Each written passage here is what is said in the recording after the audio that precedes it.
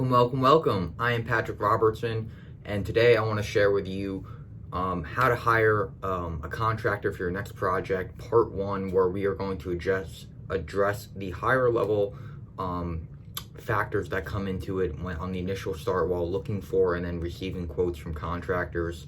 By nature, I own a residential construction company myself that helps service the Westchester County area in New York. Industrial engineer, educated in college, and kind of kicking my business off to help serve the customers and revitalize what it means to be a contractor in the industry as a whole, as it's gotten a bad rap. So today I specifically want to help educate the future customers in the construction project looking to take on something that's going to be quite a substantial amount of their money, and to not run into those headaches and the horror stories that we hear about. And basically, construction is the Wild West of any real business industry out there. Yes, there are the crazy startups in the tech industry that have the limited restrictions and all of that, but construction is an old industry. It is one of the oldest from time, right? Building has been a part of humanity since the very beginning. And for some reason, construction's been untapped by technology and these different things. And a lot of it has to do with it's so region specific.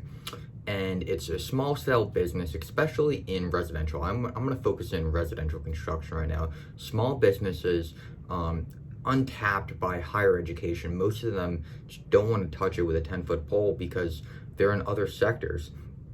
And construction's complex. Every single job in a remodeling process is different. With the exception of tract homes, a contractor is going to be dealing with new conditions each and every time and having to apply their knowledge base that they have on those new conditions. So it becomes really complex in nature and hard to systematize. That is why construction is so region specific, and you really don't have construction companies growing to a massive scale.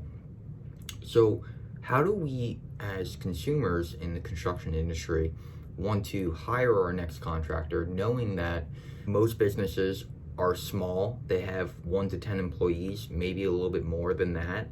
They are not necessarily educated in business. They don't have MBAs. They don't have a CEO or COO running their company.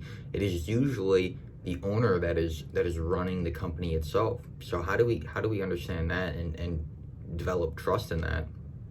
And on top of that, how do we not hire the next contractor that promises the world, or left to their, with what all we can find is that one guy who got back to us after 2 weeks? And how do we avoid those horror stories where people don't have a bathroom for 3 months because the contractor walked down on them? These are kind of the things that we're going to talk about today. And what's going to be interesting is we're going to address areas that have nothing to do with the actual experience or the product they provide. We're going to talk about the character of the actual contractor itself and how they service the customers. So first thing we're going to dive into is response time. Response time is critical. Now, what that basically means is the company calling you back? Are they picking up the phone? Are they answering emails? These very simple things, they sound mind-blowing to anyone that is in any other industry, right? Not being able to get someone on the phone call, from a law firm is insane. Like, imagine not hearing back from someone for a week. But in construction, that's very common. You might have to call your contractor 3 times before he decides to pick up the phone or call you back. And that is why response time is so important. If the contractor's not calling you back the day of or within 24 hours or sending you a text message saying he's busy, that's a problem. If you're asking for a quote for a project and they're not even following up with an email saying this is our timetable to get you that or to respond, that's an issue. So if the company's not responding to your email within 24 hours or your text message is letting you know they're busy, that is an issue. So what we have to do is understand, like, even in this crazy times that we saw during 2020, 2021, and 2022, where companies just didn't have the capacity to answer these phone calls, these are not the companies you want to be working with, because that is going to show what they're going to be like later down the road while working with them. So response time is critical. It's not that they have to pick up the phone each and every time, but they have to be able to get back to you. Communication is one of the lost arts in construction because it is pretty much non-existent with the horrible nightmare stories you hear about in construction compared to the ones that the homeowners are like, yeah, everything was great, everything went perfect, and they serviced their needs. The next step is understanding that because construction is such an old industry, and it is an industry that has been untapped by any larger corporations, there's no standards of how to do business, it's very region specific. A lot of companies, they don't adopt the new technology, and part of that is because there's not a lot of higher education coming into construction and young youth that has used technology growing up. Most contractors that own companies are 50 and older. They're not in their 30s, they're not in their 20s, didn't grow up with computers. They know pen and paper, and that works for them, so they're asking, why change? The issues stem from not adapting this technology that ultimately help them and help service their clients. Now, I don't believe that technology should be adapted just for the sake of adapting technology.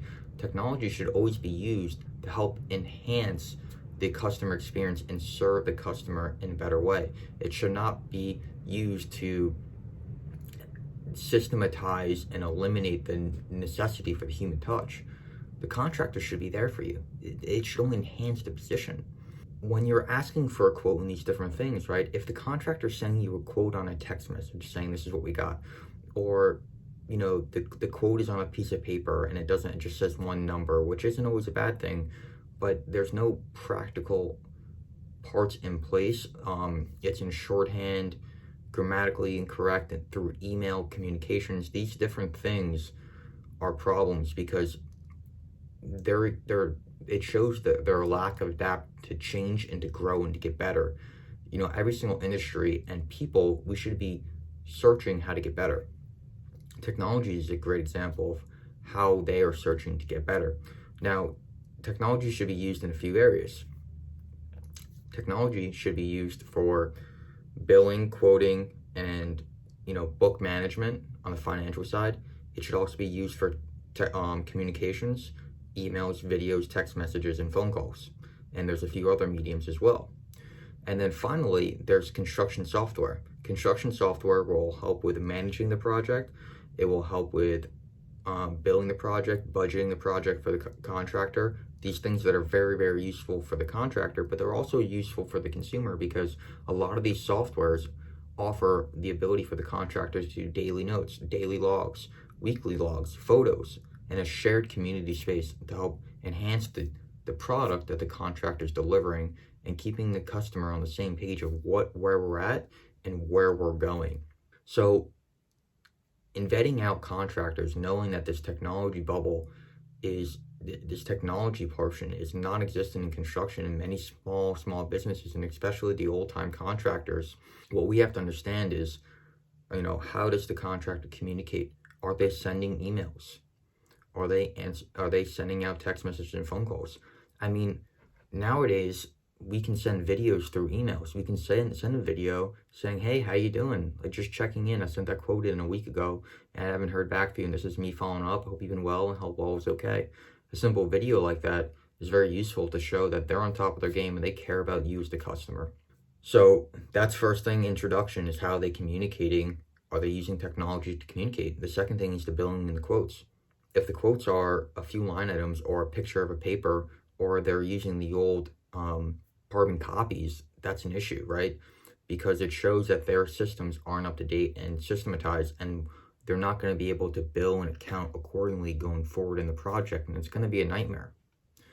So technology on that end, whether it's QuickBooks or a simple quote, it should show that. And your quote in there, it should show a breakdown of what you're getting. The price doesn't always have to be broken down, but the scope of work, you should know what you are getting on each and every little specific area on your project. If you don't understand the verbiage, the contractor should be able to hold a meeting with you to explain what it is, because there is industry standard verbiage that is okay in a contract, but not necessarily understandable to the homeowners that are not in the industry. So having an open communication with that, maybe through a Zoom call or a virtual call, is okay. And that's okay. And then secondly, a good question to ask your contractor is, what kind of construction software do you guys use to help manage your projects or manage your company? Now, you don't have to be educated on each individual software, but if they say we don't use anything, or what do you mean, and they don't have a good answer, that might be a sign that they're still not adapting to the new times. So, food for thought. Lastly, in the technology end, because this is a big topic in vetting at your company, is the social media, website, and any other type of content they're putting out. In today's world, companies need to be putting out content to help build their brand. So as a consumer, if they don't have anything on their website, if they don't have anything on their social medias to understand who they are and the type of work they do and the type of customer they serve, that's a serious sign they're not in growth mode. They're not looking to get better. And if they're looking to get better, at least their intentions are to be the best and to be better. The last thing you want to hire is someone that just wants to get by. Finally, we have the third section, and that is what I like to call integrity. Integrity, I want to break it down, is we do what we say we're going to do. So that also means that, when they say they're going to be there at 2 p.m. for a site visit, they show up at 1:50 or 2 p.m. They're not showing up at 2:15 or 2:30. And if they are late, they're sending you a text message at 1:30 or 1:45. Hey, listen, there's traffic. Hey, listen, my last meeting ran late. I'm going to be there ETA 2:15. Communication, coming back to point one. Next is, are they going to deliver their quotes and, questions or give you answers on the time period that they say they're going to give it to you? Because if they're snowballing and not delivering on their product before you even sign contracts, in their words, listen, a great saying is that a zebra never changes its stripes. What you see at the start will be a snowball, and even probably worse on what you're going to see later down the road. I do believe giving people the benefit of the doubt. I think if something came up, you give them one chance. You let them, give them some grace, because we all have things that come up in our lives that, dictate being 5 minutes late or being 10 minutes late. However, when it is a habit, when you have a phone call scheduled at 11 and they're calling at 11:10, if you have your meeting scheduled at 2 o'clock and they're coming at 2:10 and they're sending, even if they are commuting, saying, hey, listen, I'm going to be late, I'm late. Do you want to work with someone that's already going to be late and never being able to make good on their original word that they put in? That shows a lack of integrity on their end. So to sum up the integrity part is that you're going to be able to sniff them out very fast. If you ask for dates, you give them those dates. And be very clear on when you are going to expect everything. Not every contractor is going to say, hey, listen, you're going to have your quote on next Friday. But you can ask them, when are you going to get their quote? And if they're like, oh, blah, blah, blah, make sure you get a date out of them, because that holds them accountable, and you're going to get to know their integrity really fast.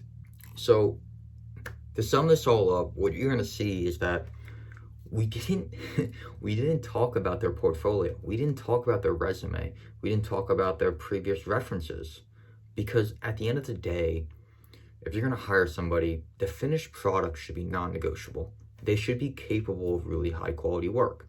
What we are concerned with right now, and most of the horror stories that we're concerned about, is the construction experience, how you got from A to B, because that is where the biggest stress is going to be. That is going to be the difference in price in the project, which we will talk about in part 2 of this, and that will be how you remember the project. Because we've all heard the stories that I had to get my kitchen remodeled, and they said it was going to be 6 weeks, and it was 12 because they weren't there half the time. They never answered the phone. But the kitchen came out beautiful, and it's wonderful. That difference right there is what we're trying to sniff out right now. Because you can go on their social media, you can go on their website if they have it, and check out their past work. Check it all out. References are good, but they're not always great, because, I can tell a customer, say, listen, give me some good reviews, and it might be 1 out of the last 10 projects that I had, and the last 9 were mediocre. So references have their point in time, but they're not the end all be all. What we're trying to sniff out here is character. So on your next call, just make sure that they're delivering what they say they're going to deliver on their integrity. They have some form of technology involved in their company that shows that they're trying to grow, that they're trying to adapt to times and get better. That's what you're looking for in that. Someone that is growth minded and getting better. And lastly is response time, because although they might be growing and trying to get better, although they might be delivering on what they say, you got to make sure that they have the capacity to handle your next project, whether it be in 3 or 6 months. A lot of companies are overbooking themselves with all this workload in the last 2 years because demand is so high. So it actually suffers their customer experience. So keep that in mind, and we're going to work on part 2, which is going to be focused on you getting what you pay for. It's going to come out in about a week, so stay tuned, and I really hope that this provided some value. If it did, please give it a like, a share, hit that thumbs up button, and it really helps grow this, and share it with people you know that may be entering the next project. I hope it helps out.